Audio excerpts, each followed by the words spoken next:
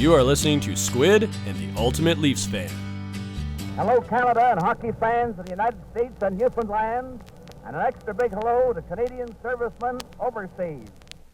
Welcome, everyone, to another episode of Squid and the Ultimate Leafs Fan. I'm Mike Wilson, the Ultimate Leaf Fan. Along with me, as always, my winner, Ricky Squid Vive. We'll be joined today by another ex-teammate you're very familiar with, Russ Courtnall. How are we doing today, Squid? I'm doing okay, Mike. It's the same as it always is. Again, Sleep, watch TV, go to bed. Talk to me. No different. And talk to you every Thursday, yeah. Exactly. So before we get to Russ, we have to deal with. We have to deal with that old Maple Leafs, and they're going through a rough patch. So is it just that, or is the concern needle now bouncing into the red zone? I'm not sure it would be bouncing into the red zone, Mike, but there's obviously some concerns and things that they need to get sorted out. For one, they need someone to play on the second line on the left side. That's a given. I think they need to keep Hyman with Matthews and Marner because he fits in perfect on that line. Maybe, I don't know. I don't know where he's going to play. Galchenyuk. He could be the answer, perhaps, if he plays the way he's capable of playing left wing with Tavares and Nylander, I would think. But it depends on where they're going to put him. Well, the way the lineups were today in practice was Thornton, Marner, and Matthews for some strange reason. Galchenyuk goes with Tavares and Nylander, so he's going to get a shot there. Kerfoot is back with Mikheyev and Hyman. And Spez is with Engvall, and Simmons was practicing on that other side. So, but again, right off the bat, the first question that comes to mind is the obvious. Being the best line the Toronto Maple Leafs have had in the last 6 games has been that line of Hyman, Mikheyev, and Engvall, and they split them up. And I don't know. That's a mystery. I don't know if we're watching different games, but it just seems to be an obvious to me to keep that line together. If you're not going to play Hyman where he should be on the number one line, then why are you not playing with the 2 guys that he was blooming and they were blossoming really well, the 3 of them? Yeah, I would agree with you 100% on that. I mean, if they could get someone else to play the left side, and Joe can play the left side with those guys, but not a whole game, not 20-some minutes a game in that neighborhood. But if they could find someone to play on the left side on one of those top 2 lines, I think that third line is fantastic. And you need a third line like that, especially going into the playoffs. A third line like them would be the best thing the Leafs could have if going into the playoffs. Personally, I think they're just not playing very good defensively as a team right now. Mm-hmm. And their goaltending is letting them down a little bit as well. And when you're not playing good defensively, and you're giving up those opportunities, and your goaltender isn't standing on his head or making those big saves that he's supposed to make, then you're going to have a little bit of trouble. Well, the 2 things I'll say to that right off the bat are, number one, the Winnipeg Jets are nipping at the heels of the Leafs for first overall in the division. Mm-hmm. They made a big move in dumping a prolific scorer in Laney, who's a floater, for Pierre-Luc Dubois. Now, how would that trade look for the Leafs if they made that trade for Nylander? Dubois, you're the third-line center playing with Tavares. It's if nuts and all that sort of stuff, we could, make that type of scenario. But secondly, as far as the goaltending goes, Anderson is what he is. He's played 4.5 years. He's always, everybody's acting surprised that this is new. It's 4.5 years. He's a good NHL goalie. Yeah. He's not a great NHL goalie. Nobody's going to give you a number 1 starter. This is what you have. These are the cards you have. You got to deal with it. Shut up and play. It's either going to be him. It's going to be the new Finnish kid. I won't even attempt to pronounce his name. That poor kid in goal. Or Campbell. One of the 3 of them. Play the best goalie. End of story. Move forward. Yeah, I would agree with that. If Jack Campbell comes back from his injury and he's the best goaltender, you got to ride him. And, whether Freddie is the de facto number 1 goalie or not, it doesn't really matter. It's like, I remember when I coached, there was times where, our number 1 goalie wasn't playing well, our other guy went in, and as long as he was playing well and winning, he played. And that's kind of the way I looked at it. Well, that's true. So, I mean, that aside, that's just something we got to deal with down the road. The players are going to have to play better, number one. And number two, the other thing I would only say as a final wrap up to this for my thoughts would be, look, you've acquired depth, use it. You've got Agostino, Brooks, Boyd, Semyon. I won't even try to pronounce his last name. They're bringing him back from Europe along with Philip Hallander and Dennis Malgin. Robinson is progressing. You got all these players. There's no need to make a panic move. Everybody's talking about making a move to go for the quarantine, the 14 days and all that. That's all nonsense. The player that you're acquiring is coming, the guy to come in and play with Tavares. 14 days isn't going to make a difference, whether it's April 12th or now. There's still 11 games left after April the 12th. That means you're buying this player or getting this player to help you in the playoffs. Now, you're trying to win a Stanley Cup, not a President's Cup. So if they're going to make a move, make the right move as best you can, just not for the sake of to make a move for quarantine. And Dubas is smarter than that. Yeah, absolutely. And all I'm going to say to finish off this subject, it could be Buffalo, so it could be worse. That is very, very true. Now, speaking of which, here's one. So we'll watch with interest as we always do, and of course we'll come back and we'll talk about it again next week. There's always something to talk about with the Leafs. Yeah.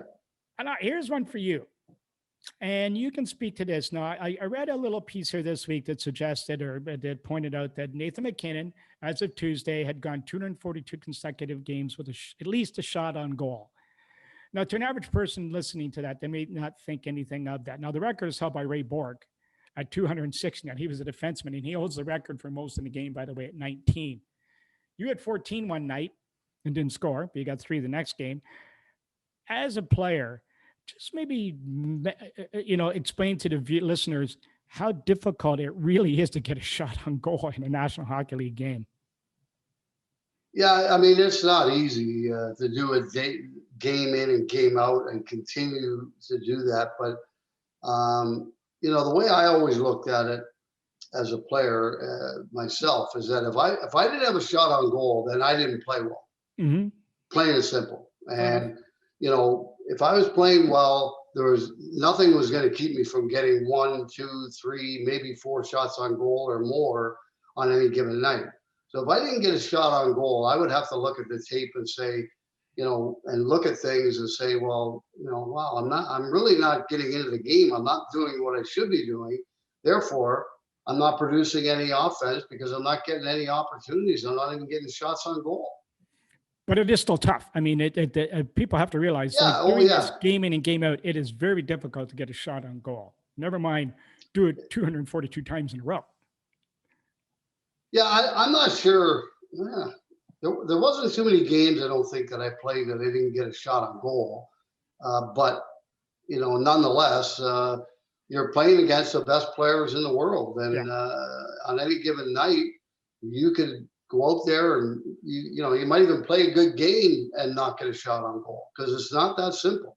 Well, a little bit, all the blocking and all that sort of stuff going on today and deflections and all that. So, I mean, it's pretty tough. So anyway, we'll watch that with interest to see how far he carries that one along. So the other thing I want to point out here is touch base. Here's a new one, a little bit tongue in cheek, but it's been driving me crazy since the beginning of the season with this notion coming from the media and all these know-it-alls that say the North Division is the weakest in NHL. Well, first off, how can they measure that with any credence? We've talked about this a number of times on the show. So let's do this little exercise that I figured out. Let's look at the leaders against the supposed bottom feeders of each division and see how they've done. Now we have the course and we have all these other named diagrams and analytical sayings. So we're going to come up with our own one. This one's going to be called the Squilf measure. This is a combination of Squid and Ultimate Leaf Fan. Okay. And we'll use this one for the rest of the year. So let's just start off. We'll leave Toronto to the end. So Winnipeg, we'll use what the top 2 teams to show it's not weighted, the 2 top teams in each division and 2 bottom teams in each division. Winnipeg against Vancouver has a record of 3-2. Against Ottawa, they're 4-1 for a total of 7-3 with 17 wins. Okay. Florida in their division. Against Detroit, they're 4-2. Against Dallas, they're 2-1 for a 6-3 record, 19 wins with 6 of those wins coming against those 2. Carolina. 3-1 against Detroit, 4-0 against Dallas. They're 7-1 in total, 7 wins against their 20 wins. Washington. Against New Jersey, they're 4-0. Against Buffalo, they're 5-1. 9-1. 9 of their 19 wins have come against those two teams. The Islanders, who are in second place, or tied with them, roughly with them. They're 5-1 against New Jersey, 6-0 against Buffalo. This is the team, the Stanley Cup team they're all talking about. 11 of the 19 wins have come against those two doormats. Vegas is 5-0 against San Jose and 4-1 against Anaheim. That gives them 9-1 record. 20 of their wins, 9 have come from those two teams. Minnesota's 2-1 against San Jose and 3-1 against Anaheim. 5-2. 5 of their 18 wins have come against that. And the team in the weakest division in all of hockey in the world, the Toronto Maple Leafs, they're 3-2 against Vancouver and 3-3 against Ottawa for 6 wins and 5 losses. So 6 of their 19 wins have come against these two amateur teams they're playing against. And almost 2/3 of their losses have come against these two amateur teams. So stick that in your pipe and smoke it, all you experts, until we come up with this one again. Yeah, well, it's I never said it was the weakest division. I don't know. I don't even know if I've heard that anywhere. But it's all over. I mean, you have two teams that everybody considers to be two of the weakest teams in the league, in Ottawa and Vancouver. But on any given night, it doesn't matter. I mean, they're capable of beating the best team in the league, and so is everybody else in the National Hockey League. Parity is so big right now that anybody on any given night can beat another team, and I don't care who it is. Well, that's right. I mean, and it's just a proven point. So we'll see when playoff time comes around, and we'll see where it all kind of lies. That's what's going to make it kind of exciting this year. So now we're moving along here, and we're getting close. We'll get to Russ in a couple minutes here, but just our usual this day in history. March the 20th, 1916, the Portland Rosebuds defeated the Montreal Canadiens in the first game of the 1960 Stanley Cup Challenge. And Montreal came back to win the cup in 5 games. In 1989 on this day, here's one for you. Paul Coffey became the first defenseman in NHL history to score 100 points in a season with 2 teams. When he got an assist for his 100th point of the year in a 7-2 win, Penguins win over the North Stars in Minnesota. Not bad. And I think on that note, Squid, I think it's time for us to go and listen to see what Russ has to say. Yeah, absolutely. Bring him on. Okay, so Squid, our guest today played 16 years after being taken 7th overall in the 1983 draft by the Toronto Maple Leafs. Played 6 years in Toronto, was dealt in one of the most lopsided trades in Maple Leaf history to Montreal, which we'll get into, I'm sure. Played 4 years before stops in Minnesota, Dallas, Vancouver, New York, finishing in LA, producing wherever he played, representing Canada at the World Juniors, World Championships. Please welcome Russ Courtnall. Russ, thanks for joining us today. First off, how you doing and how you spending your time during the pandemic? I'm good. Thanks for having me on. My wife and I and one of our kids, we live in Westlake Village in California. And so we've been just hanging out here. I know a lot of people have been through a lot over the past year, and some people stuck in climates like where you guys are at. It's been probably tougher than people like us who we can get outside pretty much every day. But we've had some good family time. My son, who's now playing against Rick's son in the East Coast Hockey League, he was home for a while, and my oldest daughter just got engaged to her boyfriend of 7 years. So it's been a really good family time for us. And I know a lot of people have suffered or are suffering, but for our family, it's been, we've taken advantage of the time to be together. It's great. Yeah, that's great. It's, I mean, we've had the exact same thing last year when the season was called off. My son came home, spent 4.5 months with us, and you know, it was wonderful. No matter how old they are, when they leave home, you still miss them. It's amazing. You're kind of, they're growing up in front of you, and you're thinking, geez, I can't wait till they go to school. And then when they do leave, then you miss the hell out of them. Yeah. We're the same. We're a tight family. We've got 2 daughters and 1 son, and they're all athletes and all went to college and our youngest is going to USC next year on a soccer and track scholarship. So they're all athletes, very competitive, and we have a lot of fun when we're together, and we all love food, as you can tell, food and wine, and I don't know, it's fun at our house when we're all together, and like Rick, we miss them when they're not around. So we're going to be empty nesters coming this summer because our youngest will be going to college, but we've had her home with us for a while. Well, the old man set the bar, so let's take a walk through memory lane here and see what you can remember, Rusty. And, so we'll go here. You grew up in Victoria, BC. So let's talk about your early days playing hockey, ending up at Notre Dame as a Hound, and just then your couple of years playing in Victoria, in your home city. I was a hockey player. My mom was in sports, and my mom really pushed my dad to get us involved in hockey. And as soon as we started skating, I mean, we just fell in love with it. Typical Canadian boys. Anytime we could get on the ice, play in our backyard, in the basement, knee hockey. So totally fell in love with hockey, and grew up playing in Victoria at the Victoria Racket Club, where Mel Bridgman played before us.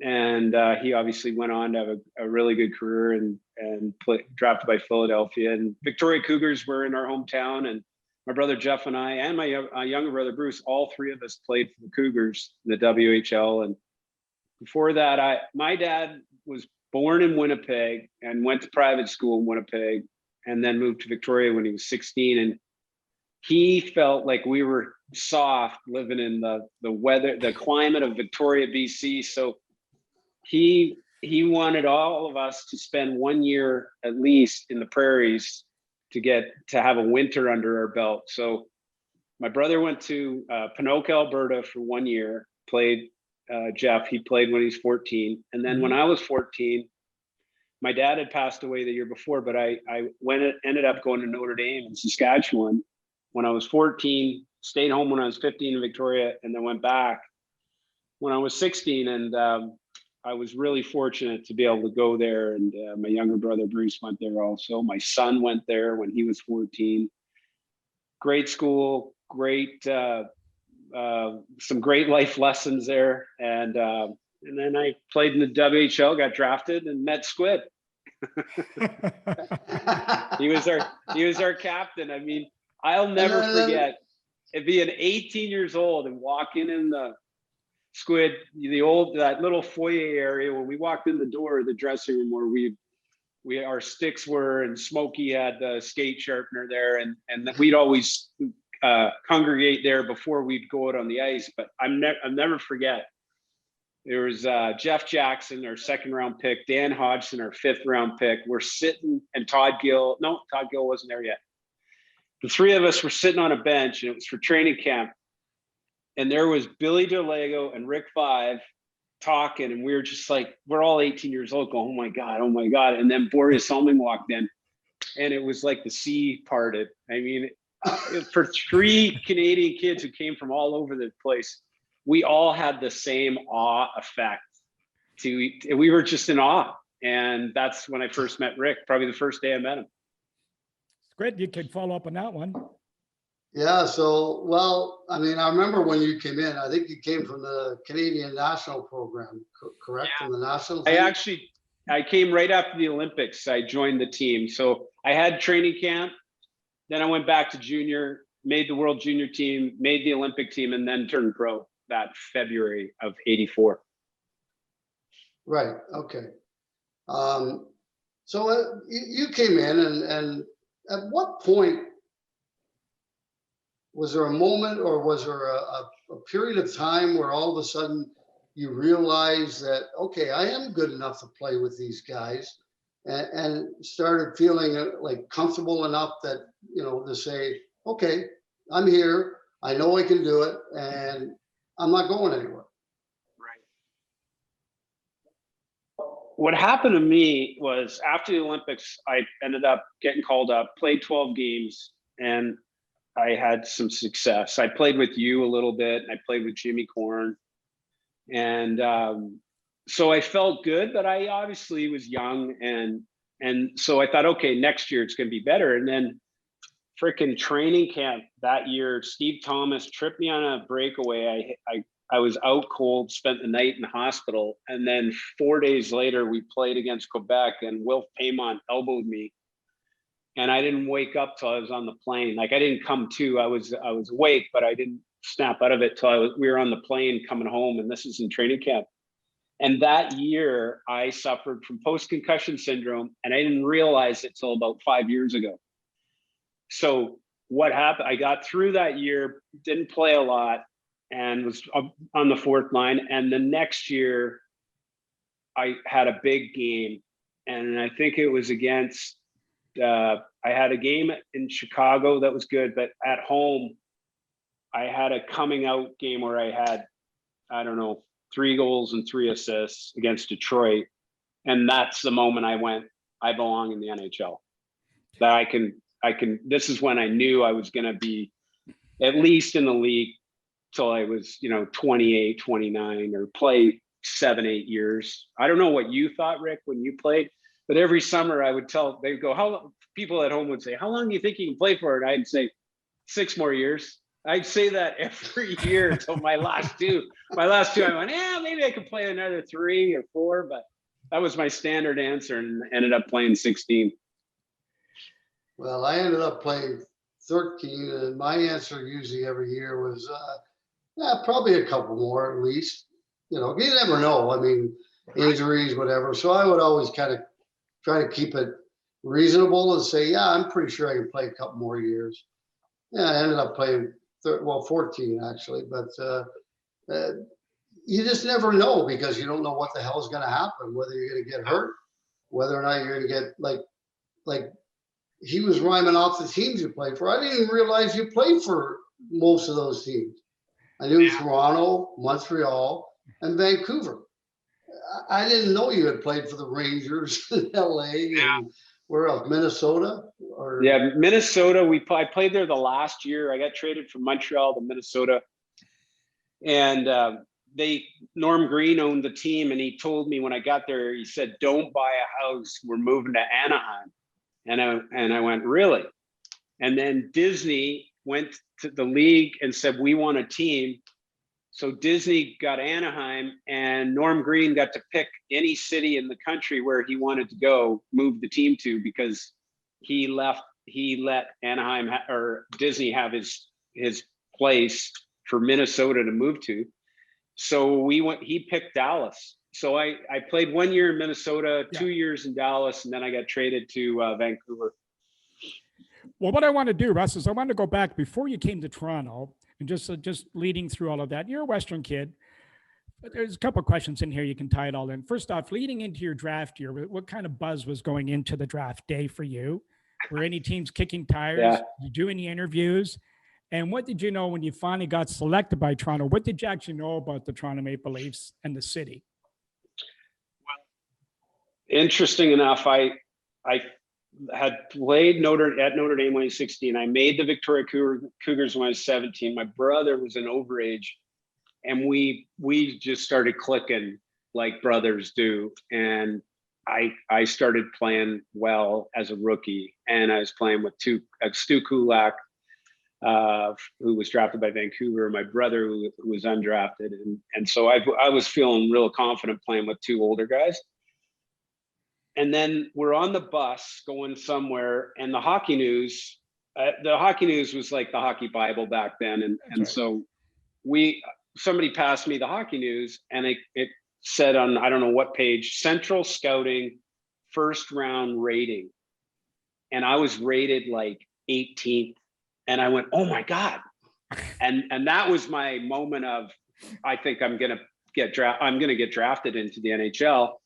The next month I was rated 16th or 15th. The next month I was rated 14th. And then finally I was rated around 10th or 11th at the end. So all that year, there was a lot of buzz about me going in the first round, and I kept moving up the ladder. And then I broke my wrist at Christmas, right before Christmas. We had a 10-day break, so I didn't miss any games for 10 days. I came back in 3 weeks maybe, and it was too early. I struggled a little bit, and then as my wrist got stronger, I started playing better again. I ended up with 97 points, and I don't know how many games I missed. I think I missed 10 games total. And then I had a really good playoff. And I grew up, my favorite team was the Toronto Maple Leafs. My dad quit playing pro hockey because his rights were owned by Detroit, not Toronto. So he played 1 year in their farm system, I think in Cleveland. He quit and started working in the mill because he wanted to play for the Leafs.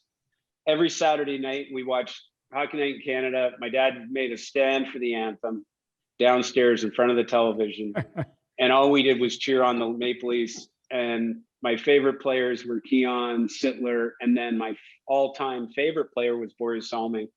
And so getting drafted to Toronto was a dream for me. It was unbelievable. And the first two people I met, they flew me from Victoria to Vancouver to meet Floyd Smith and Dick Duff at the airport. And what a big deal for a kid from Victoria. They bought me a plane ticket. I flew over to the Vancouver International Airport at my lunch hour. I'm still in high school. I meet them for half an hour and they go, okay, great. And then I get back on the next plane and I flew back and I got the last two classes in high school in the afternoon. And I told everybody I just flew. No one believed me. I said the Toronto Maple Leafs just flew me over to meet them. These two guys, and I couldn't believe how short they were because I was only 5'10", 5'11", and I was looking down at Dick Duff and Floyd Smith. I'm like, and these guys played in the NHL? And then I was going to say, how was your first, keep going with that. And how was your first camp? Like going into, you talked about seeing Rick and those guys. How'd the players treat you guys your first go around? Rick will relate to this because Toronto, I don't know if it was every team, but your first training camp, you're in with all the other draft picks and the guys from the minors. You're not in the main dressing room. And you get a number that is a football number. So I was like number 54 or something. And they told me, Dan Maloney had told me at the draft, he was their assistant coach, Mike Nicholic was their head coach. And they said, look, come to camp, but we're sending you back to junior. We think you need one more year. So I went to camp knowing I was going to get sent back. So I was pretty relaxed. Like there was no pressure, no stress of making the team because they already told me I wasn't going to. And so I went to camp. It was, I had a decent camp, I think, but it really, the memories I guess I have were 2-a-days, playing in sweaty gear. And Rick, who was the guy that ran us through warm-ups before we went on the ice? And he used to say, get on the blocks, get on the blocks. Yeah. Freddie, I think his name was. He was an old wrestler. An old wrestler and an old Army guy that was friends with Harold Ballard. Yeah. And I think his name was Fred. And yeah, he used to have these wooden blocks and oh my God, it was like, so I think one day I remember we got a girl from one of the strip clubs to come, and my God, she was dressed pretty scantily, and we were all doing exercises with her up there before Fred got there, so that when Fred walked in, he just freaked out, kicked her out of there. He said, okay, get on the blocks, guys. I was going to tell that story, and what we remember, it was a joke against kind of the young guys. So you guys, the older players had brought this girl in. She was dressed like an aerobic instructor. And then she started going, oh, it's hot in here. And she started taking her clothes off. And all of us young guys are like, what the heck? Oh my God, she's going to take her clothes off. And we were and these guys were laughing at us, and we weren't in on the joke. And then when the old boy showed up, he was pissed. He was like, get out of here. He was had this thick accent. Get the hell out of here. That was funny. I'll never forget that. I mean, some stuff you don't remember, and some stuff you'll never forget. And that's one of the things I remember as a young kid. Well, you already mentioned it. The one thing that I've never forgotten is the fact that we would go 2-a-days in training camp. And our camps were like two and a half weeks long before we even played an exhibition game. And I'll never forget, I believe you were still there when we had our training camp in Belleville, when Danny was the head coach.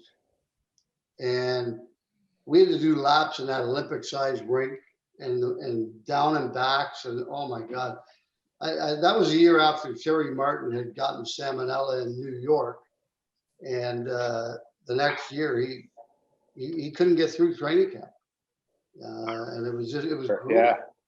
That's where I got knocked out by Stevie Thomason in Belleville. But those training camps were brutal. I mean, those you'd have skate, bag skate, play, there'd be fights, guys are brawling, go have lunch, go back to the rink, your gear's soaking wet, your underwear's soaking wet. I mean, it was so brutal.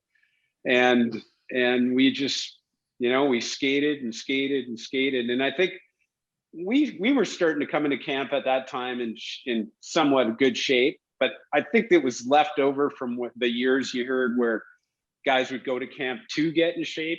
So we were kind of the beginning we were still at the end of those crazy two-a-days, and thank God they got rid of those. Man, those were brutal. Oh. Well, the old days there was not while I was playing though. Yeah, well, No so kidding. now Russ, you make the team finally after the Canadian National Program leaves. You go the next year. What was the biggest adjustment you found playing pro from junior hockey, besides the fact that it was so much quicker, or was that it? Yeah, I was fast as a player, but man, you had to have your head on a swivel, and the game was really quick. And then the size of the players. I mean, I didn't start shaving until halfway through my freaking career. I mean, these guys were. Anybody who had a beard, I thought they could have been my father. I mean, I was a young adult, / older kid playing against these adults that were just they all had man strength, and I was still developing. I started out my career, I was 170. I finished at 190. And so till I hit about 180, man, I was getting knocked around pretty good. And you could hook and hold back then. So I really had to use my speed to get away from the big, strong guys that I was playing against. But I'd just say the quickness of the game, the quick decisions, having your head on a swivel, and then just learning to be a pro. Learning how you got to play on the road. Like you got to play hard on the road. You got to play hard at home. And as time went on, I got used to the travel and used to the life of being an NHL professional hockey player. And it does take time. Now, I was going to say, you got to play with Squid for a bit, and you guys were enjoying some good success. But you as a guy coming in here, and some of these guys you talked about, you're looking at these guys because these are guys you're watching on TV a couple of years before and all of that. Now, so there's a star factor syndrome involved in all of this sometimes with kids. Did you feel a little added pressure to get him the puck because he was a bigger name on the team? And I'll tell you, it was funny. Now, just to show you it's not totally serious. Jeremy Roenick told us that when he went to Arizona and Keith Tkachuk, Walt Tkachuk, as they call him, pulled him aside before his first game and said, JR was well in his career then. He said, for you to have success here, you have to remember two things. Number one, get Walt the puck. Number two, get Walt the puck. And then he walked away. That's funny. That's funny. I definitely wanted to get Rick the puck because he was scoring back-to-back 50-goal seasons those first 2 years I was there. So I wanted to get assist. I was a playmaker more than I was a goal scorer. But that was one thing for me, being a centerman, right-handed centerman. It was natural for me to go to the left. Yes. And my brother was a left winger, and he and I really clicked. And, when we got into the offensive zone, that's when I would tend to get the puck to the right hand, the right winger. So that was an adjustment for me, that having to really try to look to my right for Rick, because on the left side was Jimmy Crack Corn, and he couldn't score if the barn door was the goal, besides the goal. So, no, but that was our line when we played a little bit together. I mean, we didn't play a lot, but that was who we were lined up. They put us on a line together. And the funny story I have is about playing with Jimmy and Rick. We're in Chicago, and I played hockey. I played sports. I didn't really watch sports growing up. I watched Saturday night, Hockey Night in Canada, watched the first period, and then I'd be playing knee hockey in the back. But I watched the Leafs, I watched the Habs, and that's about it. And I didn't know much about Ben Wilson and the Chicago Blackhawks. Playing with Rick, and Jimmy Crack Corn, we're in the corner after the whistle, and Ben Wilson cross-checks me from behind. I turned around, punched him right in the face. And I'm not a fighter. And he went freaking crazy. Jim Corn we get back to the bench, and Jimmy's going, "What are you thinking? Are you crazy?" And the rest of the game, Jim's trying to settle down Ben Wilson. And every time we played him, Ben was out to kill me. But that was one of my memories of playing with Rick and Jim was I punched Ben Wilson in the face, which was not wise. No, that's not a very wise thing to do. I can remember going around him, I don't know how many times, scoring goals. And when he came up to it, and he would say, you go around me and score again, and the next time I will spear you right in the face. And the problem with him was he meant it. Yeah. Like he wasn't kidding. He would have no problem spearing you in the face, Ben Wilson. It was unbelievable. After that incident with me, for the rest of his career, he would just give me the corner, dump it in the corner, and he'd go get it. And he would just like cross-check me, hit me in the back of the head, spear me for the rest of my career. And then finally, I don't know, Rick, do you remember when Wendell Clark beat him up at center ice in Toronto? Oh, yeah. And Ben was hanging on, and I'd never seen this in a hockey fight. Wendell dropped down and just started hitting him in the kidneys. And every time he hit him in the right side and the left side, and just the air coming out of Ben was unbelievable. And then that next day in the newspaper, Ben says, "I'm too old for this stuff." And that I don't remember him playing too much after that fight. It was funny because that's when I knew Wendell was tough, and I mean, obviously we saw that. But that night when he fought Ben, and I believe it was right in front of our bench, if I'm not mistaken, and sitting there watching it, I'm thinking, "Holy kid, this kid is goddamn tough." He's really tough. Well, I was going to say now, speaking of Wendell, Russ, you and Lehman and him all have this bond with the Hounds from Notre Dame. Talk about that and them playing together. Well, that was phenomenal. Wendell coming to Toronto, it was just so great. And both of them, people got to remember, they're drafted as defensemen, and they both ended up playing forward.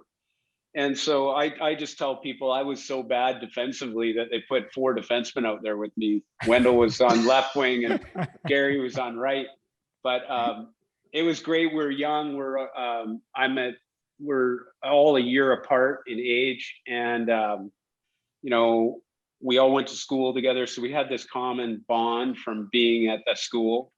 Wendell and Gary weren't there at the same time, but I was there with both of them at different times, and Wendell and I played together for a year. So it was really exciting. And then I knew more about Wendell than anybody else because I played with him. I didn't realize how freaking tough, how great a fighter he was, because in midget hockey, you can't, you fight, you get kicked out. And he never ever fought in the dorms. And I asked him about, after he started fighting in the NHL and obviously in junior, I said, "Wendell, why did you never fight at school?" And he goes, "Because my mom, I think his mom was a school teacher at the school he grew up at. And he said, if I ever got in a fight at school, and then I'd have to be home meeting my dad in the barn that night. And I never wanted to go in the barn with my dad because he was a big tough guy. And so he never fought outside of hockey. He always fought on the ice. And so I never saw that till he came to Toronto. I'd heard about it in his draft year, but I'd never seen it. And then when I saw it, I mean, a couple times I almost puked. I was seriously, it was like a fist going through a watermelon when he hit guys. He hit them that freaking hard and split guys open. He beat up Kevin McGuire in training camp. He hit him 3 times and cut him for 27 stitches. And I almost puked. It was that gross.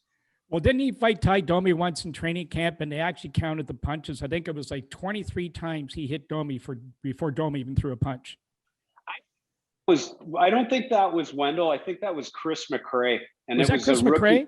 Yeah, because Ty respected Wendell so much. Right.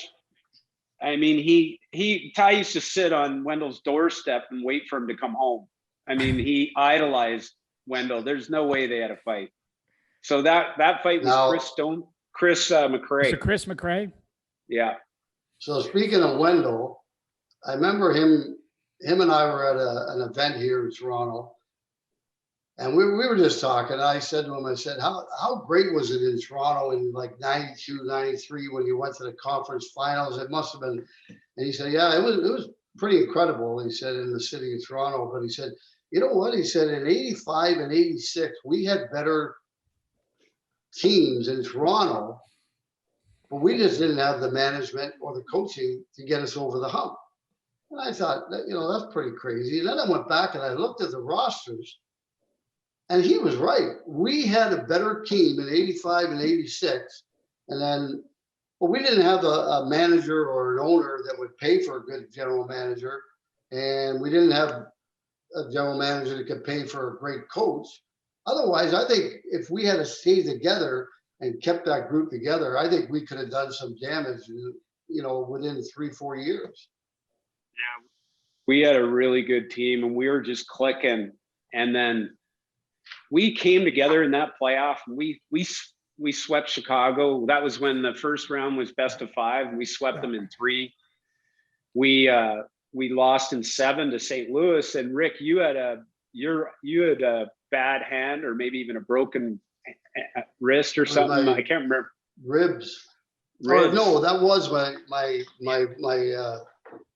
no, that was the year I tore the cartilage off my rib cage. Right. It was in Detroit. The 7th game. It was in Detroit. I couldn't play the 7th game. Oh, that was the year after. That would have been the year after then, because we lost to Detroit in 7 the year after. We beat. That's when I had a broken wrist. But right, we had a really good team. Yeah, but with the right manager that can make that, trade deadline deal to get you over the hump, or the right coaching, I think we could have been a really, really good hockey club.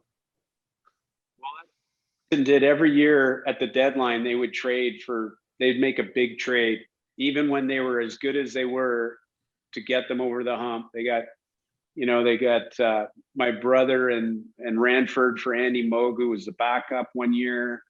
They got Kent Nielsen played one year. They always traded for these important people that were usually veterans that would help them. And they were making those deals that you're talking about, Rick, even when they were the best team in the league.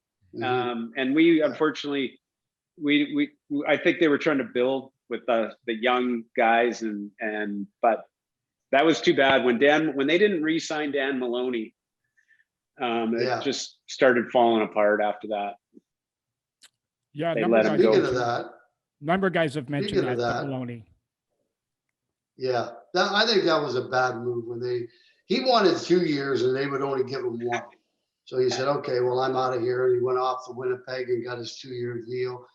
Yeah. And he was really kind of becoming, how do I put it? It wasn't all about systems or anything, but then he was really starting to understand what it was like to communicate with us and kind of get through to everybody on whatever level he needed to. And then all of a sudden, you're gone. You're right, Rick. I mean, he started respecting us more, and we started respecting him. And I'll never forget, like their second line was Mirko Fricher, Inachuk, and Podobny, and he would just let those guys play. And they started, doing their own. They were a great second line to you, and then we were the third line, and we had a great checking line with Dan Dow, who was a freaking great all round player. He could play offense or defense, and Tubby Terrian, and Dan was really coming into his own. Like, he was actually enjoyable to be around by the end. Like, when he was an assistant in the first year, he was just finding his way, and he was being a hard ass when, probably didn't need to be. But by the end, I really enjoyed playing for him. And I think he was just growing into becoming an NHL coach. And Winnipeg got him when he was, when he had gotten through all that, the growing pains of becoming a head coach, and they got him. And I remember he wanted 180,000, and I think Harold offered him 140,000. And so for the 40 grand, we lost him, something like that. Yeah. Well, that's Incredible. Harold. Well, that doesn't surprise me. I mean, Harold threw around money like they were manhole covers, for Christ's sakes. I mean, it was like, I remember my first contract, and then I scored the 350 goal seasons in a row. So I think I was at 70, and I went all the way up to 180. I'm thinking, oh boy, did I ever hit the jackpot, right? And I'm thinking, imagine what that would be like today, or even 15 years after I did that. I mean, imagine, I went up $110,000, I think, for the first year of the contract. So, but anyway, that was Harold. Well, I was going to say, Russ, you're cruising along. Things are going well. The team's starting to come together. There is a foundation being built, but then 1988 comes along. You personally get off to a bit of a slow start. The team got off to a little bit of a better start. You're now expected to be a producer. The Leafs are being accused of not being tough enough. The fingers are being more pointed at you because you're not producing at the level they expect you to. So I'm sure a couple of things here. You must have been hearing a little bit about this. Was the pressure were you starting to feel it? And this little sort of circus atmosphere of Toronto, was just finally starting to get to you? And then, of course, the trade happens. What it really came down to is Brof didn't like me and I didn't like him. And so he just didn't put me with the right players, and That's right. then just said he's not producing. And he had the media in his back pocket. Every road trip, he's buying them drinks. They love Brof because he'd buy him free meal. And so, he was a character, and he was always willing to, he never saw a mic he didn't like. So they loved him. Mm-hmm. And he just, put me in a position where I couldn't succeed. And then he sat me out, and I was like, are you kidding me? And I'd never been sat out before. And so I said, I went in and went, fuck you. And he laughed at me, and he just sat there and he laughed at me, and that's it. No response, nothing, not like you're playing shitty. And he probably knew then. He knew what was going to happen, and the team was playing well. Yes. The team was off to, I think when I got traded, we were 7-4-1 or something like that. And it was a really good start without me doing anything and without me playing. And I think he sat me out 3 games. And so there was no rumors. It was just, it happened, and everybody was shocked. I remember we were up at North York practicing at the practice rink, and Gunnar, our trainer, came in with a little piece of paper rolled up and says, go call this number. Yeah, it's Gord Stellick, and he gave me a pen or a pencil. So I called Gord, and he goes, hey, Russ, I was the first guy to welcome you. I wanted to be the last guy to say goodbye. We traded you to Montreal. Here's Serge Savard's number. I'm writing it down. I'm like shaking. And then I call collect, hey, Serge Savard, and he goes, we're so excited, and the big, thick accent, French accent. And I'm just like, I don't know what to think. I am just like, oh my God, is this real? It was like a dream. And then he said all this stuff, which I barely heard. And then he said, what number do you want? And I go, what numbers are available? And he goes, 6, 29, 42, 44, 40, like, because they're all freaking retired. So I'm thinking about taking 49 because I wore 9 in Toronto. And in Montreal, they had this thing about numbers. They want players they want to pass on their numbers to similar players. So he had already made up his mind I should be number 6, like Pierre Mondu. He compared me to Pierre Mondu. And so I go, wow, I don't know. I'm thinking about this number, that number with a 9 in it. And he goes, how about 6? He goes, it's an upside down 9. I go, okay, I'll take 6. I'll take 6. That makes sense. He goes, you're just like Pierre Mondu. You play just like Pierre Mondu. And then I got to meet Pierre, and Pierre Mondu was so excited I was wearing his number. It was awesome. And anyways, I went off to Montreal, and it took me a little while to get going there. I was out of shape. And then I got going, and they switched me from center to right wing, which at that point, after what I'd been through in Toronto with Brophy, I was like, I'm just going to keep my mouth shut, and I'm going to do whatever they freaking tell me. And I ended up starting to have success in the second half of the season.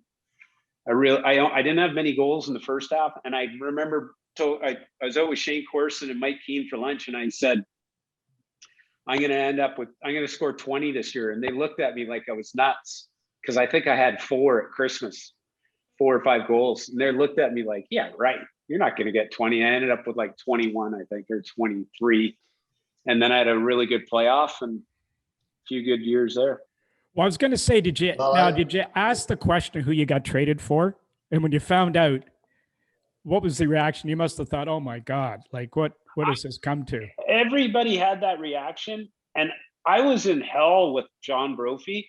I was so happy. I could have cared less who they traded. Like, and everybody made a big deal about it. And they still to this day. Absolutely. And it was a lifeline for me. And I was more worried about me and being able to stay in the NHL, because the way I was going, it wasn't good. So I really didn't, it didn't bother me at all. I mean, it just, it really didn't. It didn't faze me at all. Well, what I was thinking, Russ, along those lines was just that if I stoop this low in my career that I'm being traded for this guy, I better pick my socks up and start playing better. And it looks like you did. Yeah, but I didn't put any weight into that because I knew how much Brophy loved the tough guy. It was more John was getting the player he wanted and he was getting rid of the player he didn't. And maybe I was so young, I was 23. I didn't even think like that. Like I went there with confidence of having success. I led the Maple Leafs in scoring one year, and I'd had some success. And so I knew I could do it because I'd already proven it. And I felt like I was getting the raw end of the stick. So maybe now the way you put it, I probably should have thought, oh boy. But I was that's why I said I kept my mouth shut my first year there, because I had been in a bad place with John. I didn't want to get there with Pat. Well, Squid, how did the room react to that? Well, I wasn't there. I was gone by then. Oh, were you gone by then? But I remember, I was in Chicago. Oh, you were gone. You were gone. And well, when I heard that trade, it was all I said to somebody that asked me about it. I said, that's just a classic John Brophy move. I said, and I played for John in Birmingham and in Toronto. And I said, there's certain guys, if he doesn't like the way you're playing, or he just doesn't like you for some reason, he's going to be like that on you. And he loves his. Davey Gorman was another guy in Birmingham. He was like that with Davey, and Davey was a great player, but he would bench him, and he would say, I don't want you handling the puck. I want you to dump it in. I don't want you to come into the middle. I don't, and poor Davey was a hell of a player.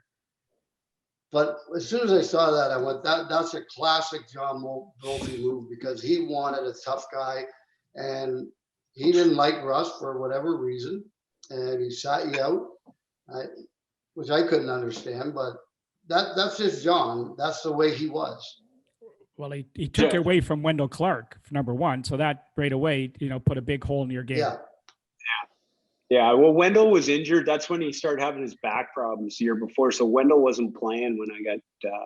I don't think Wendell was in the lineup. Maybe he was, but I'll tell you some of the stories about John. Like he called.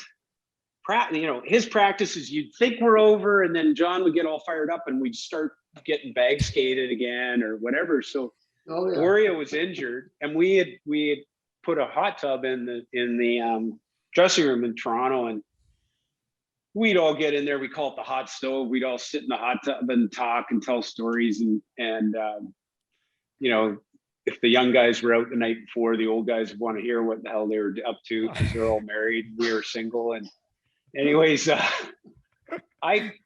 practice is called. So I shot a few pucks. I go take my gear off. I'm in the hot tub with Boria, and I hear click, click, click. And Boria looks at me and goes, "Oh my God, it's Brof."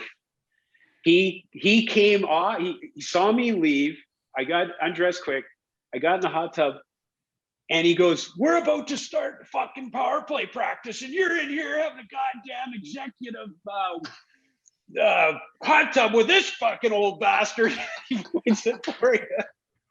"What the hell are you doing in here?" And he just starts giving me shit. And Boria's just shaking his head, going, "Oh my God, I can't believe you left." I said he called practice. But as soon as he saw me leave, he went, "Oh, I'm gonna have the power play work." And that's the kind of shit he would do. And then one other story I have about him, there's a college kid. He couldn't stand college players because he thought they weren't tough. And so he had one in the minors when he coached in Montreal. And I don't know this guy's name, but his parents fly from wherever to Halifax to watch them play. And he dresses the kid, but doesn't play him one shit.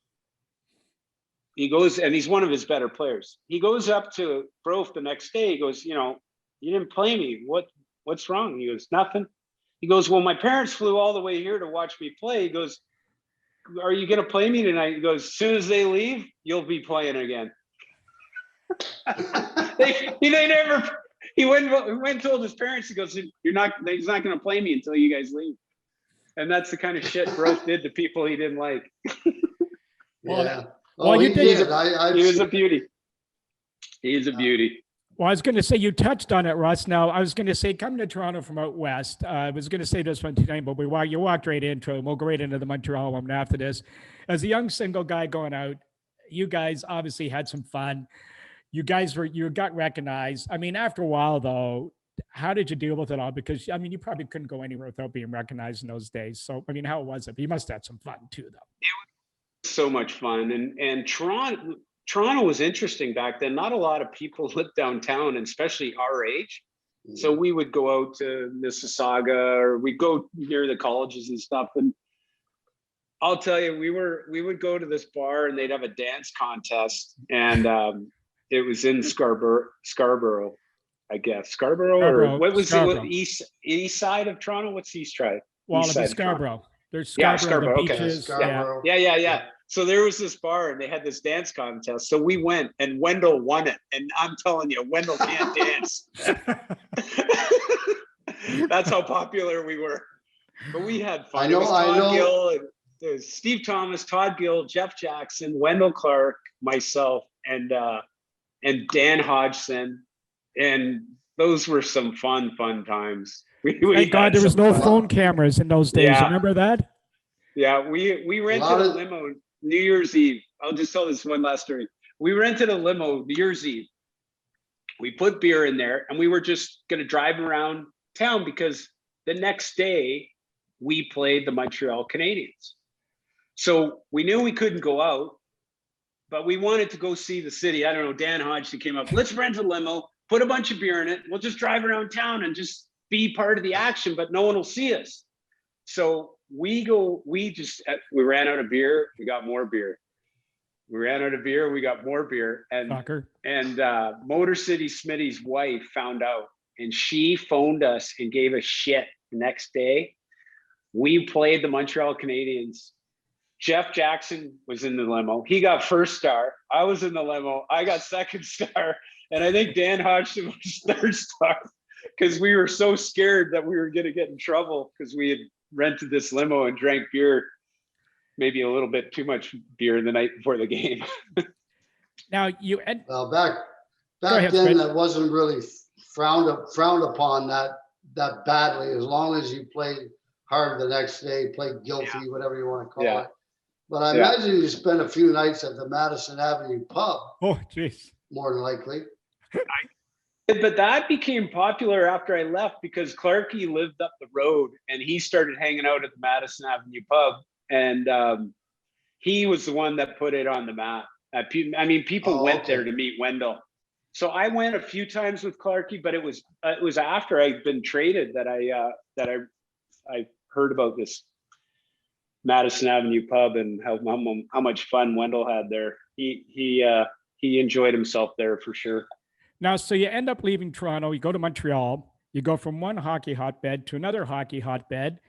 How was the reception from the players? And I'll just tell you, Danny Dew told us when he left Montreal, one of the things about the organization, he said half these guys probably didn't even know his name. He wasn't playing against Trade Toronto. All the senior guys in the team and the big names all wanted to give him a proper send-off and took him out for dinner. Now, you've had some big names still there, big leadership in Robinson, Patrick Waugh, Guy Carbonneau, Bob Gainey, and so on. How was transition for you? Did they make it as seamless as it seemed? They were great. And my first road trip was a 5-game road trip out west. And my roommate was Bob Gainey. And I think they did that with a lot of new players just to kind of learn the ropes. And they couldn't have been nicer. Larry Robinson drove me to the airport the first day I was there to go on the road with them. Chris Chelios was a young guy, hung out with Chris a lot. We had Bobby Smith, Mats Naslund, we had Patrick Waugh, Craig Ludwig, on and on and on. It was a phenomenal team, Guy Carbonneau and Mike McPhee. And I felt like I was 18 again because I was this young guy with all these older players, and I kind of got treated like a rookie too. A couple times I had to say, "Hey, I've been in the league 5 years, guys. Like, relax." and especially to Pat Burns, he rode me like I was a rookie. It was unbelievable. I was like, God, did these guys not see that I played before? But it was so much fun. We were a really good team. It was us in Calgary that year fighting for the President's Trophy. Calgary and us in the finals, they beat us. And it was just a phenomenal first year for me. And then all of a sudden, boom, all the old guys left or got traded or retired. And then we were a young team again. And it was start of a rebuild. And we were still good, but we weren't the team we were the year before.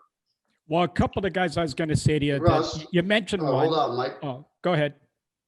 Sorry, I just wanted to go back a little ways to a time where obviously the NHL players did not play in the Olympics, but you had an opportunity to play for Canada in the Olympics. And I always wondered what that would be like, because I never got to play in the Olympics, got to play in the World Championships, World Juniors. Well, what was it like to play for Canada in the Olympics? Experiences of my hockey career, the opening ceremonies, 55,000 people. Back then we would march through the stadium in single file, and it was just like a military march. Now it's more casual and fun, but it was an amazing first experience. And then being in the Olympic Village with these athletes from all over the world, and then every game, all your teammates, meaning the Olympic teammates from skiing and figure skating and whatever sport was there, they'd come cheer you on, and you become this tight knit group from your country, and you're cheering on other athletes and winning, and your flag being risen and the anthem, and oh my God, it was so amazing. I just loved every minute of it, and going to Sarajevo and having that experience. And unfortunately we lost the bronze medal to Sweden 2-0. And that would have been unbelievable if we had won the bronze, because back then it was Red Army, Russia, and the Czechs they won the gold and silver, but we had a chance, and it was a great experience. Well, you got to experience it anyway. So, but I want to go back to Montreal again. Now, you had some good times in Toronto. And I'll go into Montreal with the guys. One guy you mentioned already, a couple of the characters in that team, Shane Corson, Chris Chelios. I guarantee you that these guys must have got along with you famously. And the other guy I want to bring up, you can probably have the story on, every guy always does, is Claude Pepe Lemieux. The intensity in this guy, like there's no off switch on or off the ice. So speak to those three guys. You must have some stories. Great teammates. Pepe is a guy you don't like playing against, but you like having him on your team, and just full of energy. What you see is what you get. He's an emotional guy, and obviously was a great player. Shane, same, just a really good player, tough as nails. Mike Keane, I didn't realize how tough Mike Keane was until he had a couple fights with some big dudes. And one was Kennedy, I think, in Winnipeg, and right in front of our bench. And Mike's like 5'9", maybe 5'10", and he was punching upwards, and it was unbelievable, kind of a Wendell Clarkish type fight. Fun guys, lots of entertainment. Brian, I remember Brian Scrudlin and Shane and Mike Keane were in, and this was got into the press, so I can tell the story, but they're walking out of a bar in Winnipeg, and these two big, huge guys are beating these girls up outside. So they step in and say, "Hey, leave these girls alone." The one guy hits Shane or Mike, hit Mike Keane over the head with his cane, split him open, and then Shane beat the living shit out of him. Keener beat the shit out of the other guy, and Scrudlin was in there, and it had just snowed.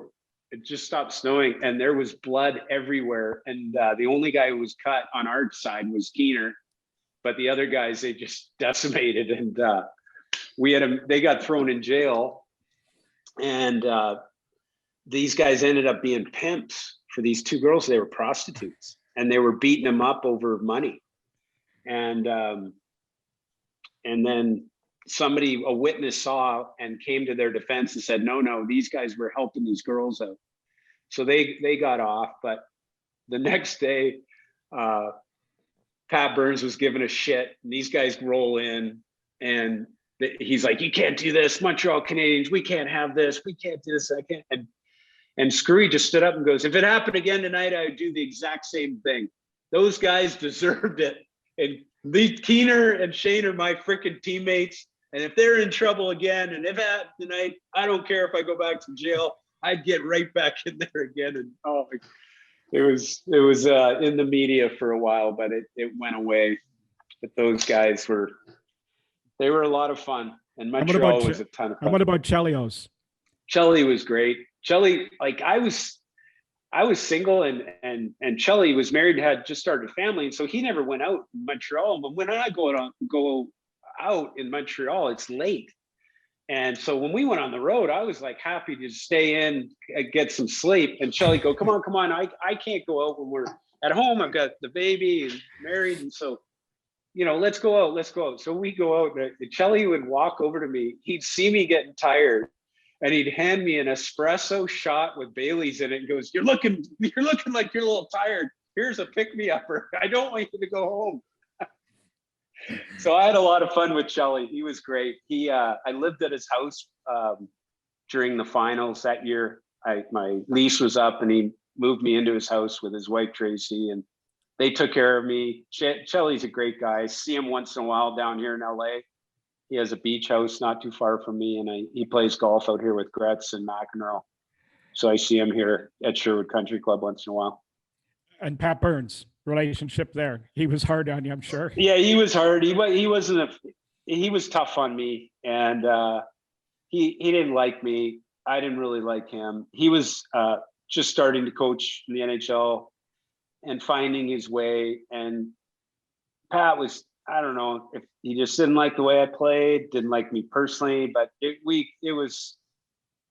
wasn't a great relationship. I tell people, I walked down the hallway at the Forum, You walk in the back door, you walk down this long hallway, and you make a left into the locker room. And this was to the right, and his desk would face the door. And every morning for 4 years, I said good morning to him. He never said good morning back once. I was brought up that way. I said, good morning, Pat, and keep walking. Not once. If he said it, he whispered it. But he was funny because I was single in Montreal, and he used to call my check in on me for curfew in Montreal. And he would call, and I could hear a bar noise in the background. And it was before caller ID. And it was him out at a bar calling me at 10:30, 11, or whatever time our curfew was to see if I was in.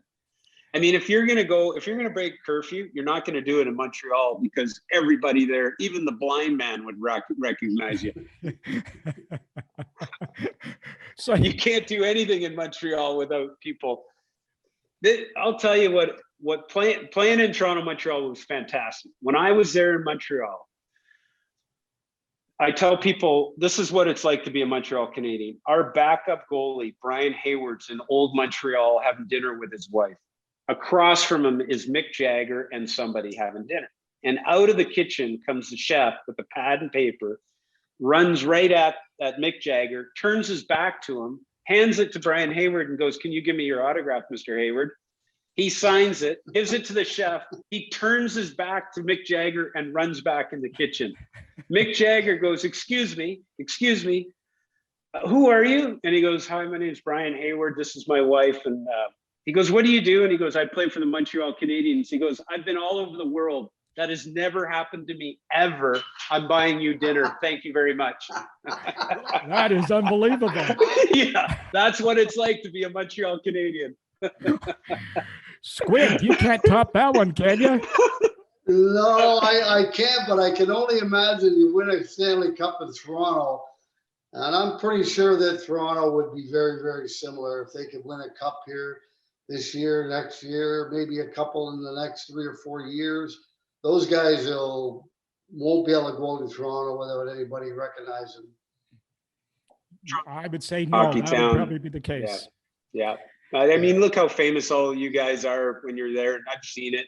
Toronto, they love our Leafs, and they deserve a cup, and hopefully they get one soon. But you're right, Squid. The notoriety will be even tenfold what it already is. I mean, it's crazy when you go there now. People, I see what you guys that live in the area. I mean, Wendell and yourself and Sit and Boria, that the treatment that you guys get with not having won a cup. I can't imagine what it'll be when the guys do win one. Yeah. Now, I was going to say, the funny go ahead, thing here, Russ, is our alumni has gotten so great here. I mean, we've got such a great tie-in with the Maple Leafs and MLSE. We have our own suite on level 200, right behind the visitors net. The food. I mean, it's so much has changed here. It's unbelievable, and we get treated so well. Our alumni by MLSE, and they fund a lot the box and a lot of the things we do. So, I mean, it's incredible to be a Maple Leaf alumni in the Toronto area right now. I was going to say, Russ, now you moved off to a couple different cities after Montreal, Dallas, Vancouver, played in New York, LA. Just speak to some of the different experiences in each of those cities. And particularly what I want to get to is you were very fortunate in your career to play some real leaders. You started right off even in Toronto with Boria and even Squid and a couple of the guys, Montreal, the Robinsons of the world. Then you get into Vancouver and Trevor Lindham and Pavel Bure and Alexander McGillney, then Gretzky and Messier in New York. You must have felt fairly fortunate to be in that type of surrounding that teams would want your services to play for them and you could help these teams. I was really fortunate, going to New York and playing with Mark and Wayne and having a shot at winning there. We ran into some injuries, then playing with my brother, Jeff, in Vancouver, which felt like our home. It feels like our hometown. Yeah. We're from Victoria, but I really wanted to stay there. I didn't want to leave, and nor did he, but Jeff ended up going away for free agency to St. Louis. And then I got traded to New York, which was great. And then finishing off in LA, where my wife's from, playing with Rob Blake and Luke Robitaille was fantastic. And we'd played in some for Canada a couple times, played in the Canada Cup together and World Championships. But you know, I owe everything to hockey in my life, and I'm blessed that I was able to play in the NHL and to meet all these different people, both on and off the ice. To have that experience, every kid who laces up the skates to play hockey probably wants that experience, and I was fortunate to have it, and then to play in such great cities. I was just lucky in that sense, and fortunate, and I'm blessed that I had that opportunity and got to play. We'll talk about one of your other careers, the Battle of the Blades. Do you miss these? Oh, the Timmies. Oh God, I'm a Starbucks guy. Well, you don't know Timmy's down there yet. You got to go when you get back home. You'll see it. Yeah. Now talk about the Battle of the Blades. Like, how tough was it with those picks on the front of the skates? And you must have almost killed yourself a couple of times. It took me 28 hours of public skating before I was comfortable and not falling on my face. And the reason I know it was 28 because I took my youngest daughter at the time, and we'd go public skating. It was an hour to 2 hours, and we'd go to Simi Valley here in LA and skate around. And it was, when the first day I put those skates on, I went, what the hell have I got myself into? I couldn't even, it was like I'd never skated before. It was really, really hard. One of the hardest things and one of the best things I've ever done is learning to do that, because it was out of my comfort zone 1000%. It was tough, but I had fun doing it. You played under great at it. You played under a number of coaches over the years. Who had the biggest impact on you, not only as a player but as a person? Or maybe there's a couple of them. Mine. And then Barry McKenzie. And then the two best people I ever met in hockey were Sir Savard and Pat Quinn. And Pat, he coached me a little bit when he fired Rick Lee. Pat was a great coach. Man's man. Sir Savard was a man's man. Like, just when those guys, when you got in shit from those guys, it scared the crap out of you. But they also put their hand on your back when you were playing well. There wasn't enough of that when Rick and I played, of people saying you're doing a good job. I don't know what it's like today, but when we played, there wasn't enough of, I don't care how successful you are, you want to know you're doing a good job. They sure as hell tell you when you're not, but they never told us when we were. Yeah, that's for sure. Squid, you can fill in on that. Oh, I have to agree with you 100% on that, Russ, because I mean, you heard it when you weren't playing well, but when you were doing well, there weren't too many guys coming and putting their hand on your back and saying, good job, kid, way to go. For the most part, they wanted to stay. Well, part of it too was because the better you played, the more money you were going to demand in your next contract. And if God forbid they ever say anything good, because then they'd hold, your agent would hold it against them. Well, that's very true. So, I mean, and of course, working for one of the worst owners in the world, in Harold, I mean, you knew you weren't going to get a whole lot of money out of him. So you knew that you weren't going to get a whole lot of praise in Toronto, because that just means that he would have to pay you more. So he wasn't going to say good things. And he didn't hire anybody else that were capable of saying good things to you, I don't believe. Well, they were scared to, because he would fire them if he said something nice about you. If there wasn't Harold Ballard, there would be no Timmy's, though. He put up all the money to start Tim Hortons. I'm just reading that story now, and he actually gave him $25,000. He takes a lot of credit for it, Harold. I think he gave more than that, because when the girls, the mom and his widow were fighting over the estate, they had to pay off Harold. And my understanding from Harold was it was $450,000, and they sold their share for $1 million. So the girls split $550,000. But who knows? Anyway, whatever the amount is, but Harold said, I was in his office. He goes, "That's where Tim Hortons sat and told me about this future business, this future thing, this," and I lent him the money and he started Tim Hortons. But Harold's an interesting guy. He, every time I went to Vancouver, or the team, he would pay for my parents' tickets. He'd pay for their hotel rooms and never say a word about it. Gord Stellick would say, "Harold wanted to take care of your parents." So in some ways he was really generous, but boy, oh boy, the worst contracts, like trying to get money, like Rick said, like you just knew everybody was underpaid. The only guy who was paid fairly was Boria. He was paid fairly, but everybody else was way behind the scale. And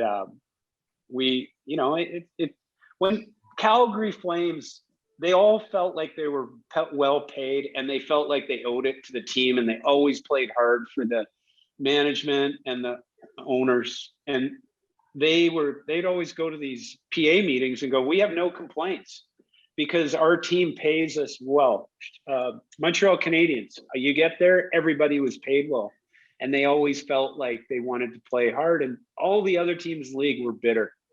And they were bitter because, at that time, we had no leverage and we kind of got paid what they wanted to pay us. So guys were naturally bitter. Speaking of Montreal, I believe at one point, I'm not sure when it started and when it ended, but if you played for the Montreal Canadiens, I think you had to play a certain amount of years there. If you retired there, they would pay you your last year's salary for one more year after you retired. And I can't remember when it started and when it ended. But I do know that they did that for a while. Larry Robinson, instead of retiring and taking an extra year's pay, he went to LA and played. And Bob Gainey went to France and coached and played. And I think Bob, I'm not sure, but I remember that now, that they would pay your last year, they'd pay it again, your first year out of retirement. Yeah. Montreal was a classy organization, man. Going from Toronto to Montreal, what a difference. Oh my God. It was unbelievable. Like everything from the equipment all the way up to the top, to travel. Like we'd go out west and they'd fly us first class, business class. It was unbelievable. I'd never been in a business class seat before till I started playing for Montreal. Yeah, it was great organization. Well, there certainly was no damn business class in Toronto, I can tell you that. Well, never mind that. He took your per diem away from you guys. Well, what happened was our charters would leave at 7:35, I think it was, because if they left before 7:30, he had to pay you another third of a meal money or something. Anyway, finally I went to Harold and I said, "Listen, Harold, like sometimes we're delayed, we're not getting in until 10:30 at night." I said, "Can we leave at 3 or 4 and get in so that the guys can check into the hotel, go and have a nice dinner, and get in at a reasonable time the night before a game?" And I said, "We won't even take any meal money." And he agreed to it. And I think we started leaving at 3 o'clock or 3:30. And then about a year later, all of a sudden he decided, "Okay, I'm going to pay you the per diem anyway." And which shocked the hell out of all of us, really. Yeah. Wendell Clark and I. Go ahead, Russ. Well, Wendell and I didn't have debit cards or credit cards. We just were cash, I think. I don't think we had a credit card. So we'd be running out of money on the road, and Harold would tell Gord Stellick, he goes, "Make sure you give those two an extra couple of $100 because they don't know. They're just sitting around the lobby. They got no money. They're freaking waiting for pregame meal." And so Wendell and I would be looking for Gord Stellick on about the 5th day of a road trip. And just with that look on our face, he goes, "How much do you guys need?" And he'd pull out a bunch of cash he'd carry for Harold. And then Harold would never take it out of our paychecks. It was like stuff like that, where he gave, but man, when you wanted contract was like the worst word you could say in his office. Contracts. What contract? Well, I was going to ask you now. You've touched on some of the guys that you've played with, some of the leaders that you've played with, and I'm sitting back now, and you can reflect back. It's tough to pinpoint one guy, but what are some of the characteristics of some of those guys? I'm referring to the Messiers and Lindens and Gretzky's of the world that you played with, and Robinson, that sort of made them stand out from other players and gave them that leadership ability. I think there's lots of examples. There's lots of examples of leadership, and I would say Wendell Clark never said a word in the locker room, but he led by example. And you wanted to, he would get so many guys fired up on the bench that you'd have guys who were non-fighters like me wanted to get in a scrap. Like, and then you've got Mark Messier, who, when he didn't like something, shut the door, gave us all shit. And I'll never forget, we're playing Philadelphia. We're either playing New Jersey or Philly in the playoffs in New York, and we didn't have a good first period or something. And you know how in warm-ups now, all the teams, the guys are warming up with the soccer ball? Yeah. Well, that just started with a couple of the Swedish players on our team and the Russians, and they're out there. And he goes, "We played like shit. We're not in this game. And you fucking guys out there bouncing that goddamn soccer ball around, your heads aren't in the game." And now every team's doing it. But that was new to hockey. But Mark was one of those guys, when he spoke, everybody listened. Wayne Gretzky led by example, didn't say a lot in the locker room. And then there was other guys that said shit that you were like, would that guy just shut up? There was guys who wanted to be leaders that weren't leaders. I'm not going to mention names, but you'd be like, are you kidding me? You're a fifth line defenseman at best. Like, shut up. The guy, leadership comes in all, comes in different shapes and forms. And some guys, when they speak, like when Pat Quinn would raise his voice, everybody would go, oh my God, okay, what do we need to do? Mark Messier had that effect. And then other guys just led by example. I'd say Rick probably led more by example, by how he played. He played the frickin' same every night, and he'd go flying down that frickin' wing and, score half the time. And you know what? It was great to be around, because he just went hard every night, no matter where we were playing. So I'd say that's an example of his leadership skills, was just the way he played, kind of like Wendell. Squid. And now our two boys are playing against each other. And Yeah. It's funny, Mike, because we were texting during the game the other night. They're playing, well, my son's in Fort Wayne this year instead of Cincinnati, and they're playing Wheeling like, I don't know, 19 times, I think, and then Indianapolis 20. And they're only playing 50 games.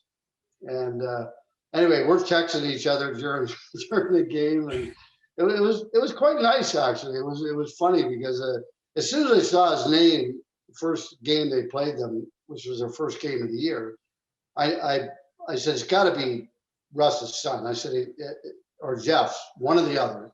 I said, there's not that many Courtnalls in the world. And I said, so sure enough, I kind of looked everything up, and it was Russ's son. And that was pretty cool, actually. Pretty cool to see, to think back. What are we talking, like 40 years? 40 years ago we played together? 35 to 37 years. Yeah. God, fuck, for almost 40 years. Geez, a long time. Yeah, I know. And now our boys are playing pro hockey against each other. And it's like, oh my God, like, where the hell's the time gone? Well, wait, your grandkids are playing against each other. Then you guys are really going to be feeling old, okay? That'll be. Yeah, but I don't know if that's going to happen. Russ, we want to thank you for being with us for so long. Just a couple more minutes. We'll look for a couple of things here out of you just to close this off. But I would be remiss if I didn't ask you, especially because you're a fun guy. I would have to say, who is one of the funnier guys you played with over the years, and maybe a good prankster? My brother is probably the best prankster I played with. But Shane Churla and I had a good time. Shane and I, he loved to have a good time. great teammate, and a lot of fun. A lot of fun to be around. Well, give us an example of one of the pranks. How about we always look for the good ones? So we're coming back maybe a little bit late after the bar in St. Louis. We're staying at the Omni Hotel, and Mike Badano and Brent Gilchrist are their roommates. And Mike had just won $1,200 at the casino and didn't buy us drinks. So Shane's like going, that freaking cheap bastard. So he grabs the fire extinguisher and he goes knock on their door. So I knock on their door. And they open it, but they got the chain open. They're smart enough to have the chain on the door. And he sticks the fire extinguisher in there. And we'd never done this before. And he goes, 3 blasts of this fire extinguisher. And we run down the hallway. Well, the door opens, it slams open. And they come rolling out into the hallway. And they look like snowmen. They're completely covered in the dust or whatever the crap is, the white stuff that comes out. And all you can see is the red from their mouths and their eyes, and they're choking.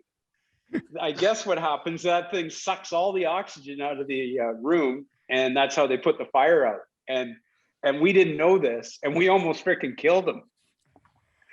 So that was one that could have been tragic, but was really, really quite funny. You got away with that one, that's for sure. Yeah. The hotel tried to charge us a 1 month rent of the hotel room while they redid the room. And Charles said to Doug Armstrong, who was the assistant GM negotiating with the hotel manager, he said, Doug, Army, just tell them we won't ever stay in the hotel again if they do this to us. And so Army goes, well, if you charge these guys for the room and us, we're never coming back. And the guy goes, okay, we'll take care of it. So Chuck and I ended up not getting fined for it. Squid, that's one of the best ones we've heard so far. That's one of the better ones I've heard, for sure. Yeah, that's one of the better ones, that's for sure. And final question for both you guys here. Here you go. You can jump in this one, I said, Squid. Was there, actually, it's 2 parts. Number one, you mentioned already, Russ, about Mike Keane, one of those underappreciated guys that you never really thought of how good he was till you played with them. But is there anybody else that stood out with you that probably you thought, now this guy's a real ass to play against, but when you got in the room with and played with them, you realized what that guy really meant. And he was a much better person than what you actually expected him to be, and player. Yeah, I go with Claude. Oh, you knew you were going to say that, Peppy. Claude was he was a son of a bitch to play against, but a good teammate and fun. He was a lot of fun and emotional guy. And then I don't know if I have another one that I have, but I'd go with Claude. Off the cuff, I'd go with Claude for Squid? being a. I'm not sure off the top of my head. I can't really think of guys that you hate to play against, but you'd love to have on your team. But the guy, I go back to him every single time I answer this question, is I think the most underrated player in the National Hockey League was Steve Larmer. A guy who, as a point of game, played like 1,200 games or something, and he's not even in the Hall of Fame. And he won a Stanley Cup in New York. And I mean, I played with him, so I kind of know how he plays. I watched him play, played against him. And I'll tell you, he is a great all-around 200-foot player that probably didn't get the amount of accolades that he should have. Yeah. Probably 4 or 5 years before he needed to. I mean, he was still in his prime when when he's playing. And to back up, so I love that about him. Should be in the Hall of Fame. The other guy to me is Neil Broughton. I played with Neil. And he was 100-point centerman. And then they said, okay, now we want you to be a defensive player, which he did. Won a Stanley Cup, played on the power play on the Point, New Jersey. The guy's phenomenal. And those 2 players, with the players that are getting in now, those 2 players deserve, in my opinion, to be in the Hall of Fame. Fantastic. I couldn't agree with you more. Yeah, both of them. Well, Russ, we can't thank you enough. We've taken up a lot of your time. Been very enlightening, very funny, some great stories, great reminiscing with you. And you got to get down to Toronto at one point and let Squid and I buy you lunch one day, maybe even play golf. All right. I love it. Thanks, All right. guys. Thanks All for right, having Russ. me. Okay. Thanks, Russ. Okay, see ya. Take care, Talk to you Russ. soon. Take care. Well, Squid, another good guest. I would say Rusty's one of the better ones we've had as far as like he was just he reminded me of Scott Gomez. So I heard Scotty Gomez on one of the podcasts, and he got more excited as he went along, and the story started coming out fast and furious. But what a character! Oh, he certainly is. And you know what? It's funny. I had a great chat with him the other night. And like I said, our sons are playing against each other now. His son went to university on a hockey scholarship. His oldest daughter went to, I think, UCLA on a soccer and track scholarship. And now his younger one's going to USC on the same thing, soccer and track. And I'm thinking, wow, they must be great athletes in that family. And just a great guy. And like I said, when I heard about that trade to Montreal and who it was for, I said, that's typical Brof. If you get in on his bad side, you're done. Well, I do remember that period, and I remember that he had started off, and Wendell was struggling along with injuries and stuff like that, but he took him away from him, and he's right. He put him in a position to fail. Yeah. And Russ was not an aggressive player, and he put him in a position where he wasn't going to have any success. And, teams knew that, and they went after him, and they just shut him down. He couldn't do it by himself. And it was just one of those things that happened, and the Leafs became known as they were a good team at the time, but they needed some toughness, and there was lots of stuff being thrown around. And, of course, it's a trade we know tragically worked out bad for Kordic, but it was not one of the better deals in Leaf history, that's for sure. Well, and that was a typical Brof move, though. I mean, if he didn't like it, he would put you in a spot where you weren't going to succeed. And then, of course, when your numbers went down, then they would say, well, he's not performing, and then he'd make a trade. Like, it was no different in my situation with Chicago when they brought back Eddie Olchuk and the tough kid. Al Secord? Al Secord. And Al was at the end of his fighting career, really. He didn't really want to fight anymore. But Brof made that, he was coaching. He wanted that deal because he wanted Secord's toughness. And, so that was a typical John Brophy move, though. I mean, I saw him do it with Davey Gorman, who was a hell of a player, but he wouldn't put him in positions to succeed. And therefore he ended up sitting him in the stands sometimes. So when I heard that, I said, oh my God, that's typical Brof. Yes, it is. Well, we want to thank Russ for joining us today. He was very good. We do owe him a golf game at lunch when he comes into Toronto, and I played golf with him years ago at Sherwood in California, and I'll tell you, it was sure a treat playing golf with him. He was pretty funny. We played with Gretzky that weekday also. But Russ is certainly a pretty fun guy, and he's just as you hear him on the podcast here with full of stories. So anyway, I want to thank you guys for listening again today. A couple of reminders for you. I think it's still available. I think Catch 22, the book is you can still buy it, I believe. Yeah. Mm-hmm. I was joking, by the way. Of course you can buy it. And you can still buy The Ultimate Road Trip. And I got one up on Squid here. I have two books, actually. Inside the Room with the Ultimate Leafs Fan is also available. And you can find them. You can text either one of us and get them. You can find them at Indigo, Walmart, Amazon, or you can go to the newly set up. Drug Mart, too. And what was Shoppers Drug Mart. Mart. And you can go to the new website, Rick Five's website. There are going to be some surprises on there, and lots of pictures, lots of information and stories. And you can go to our new website where you can find all our podcasts, Squid and the Ultimate Leaf Fan. All 40 of them are on there. And you can listen to those. Lots of stuff about previous events at our house, guests that have been there, lots of comments and videos. And Deb's done a terrific job on it, and I think you should have a look at it. You'll like it. Just ignore my picture, but you'll like the rest of it. So anyway, we want to thank you guys again for listening. Tune in again next week. We hope you enjoyed today's show, and we'll talk to you guys next week.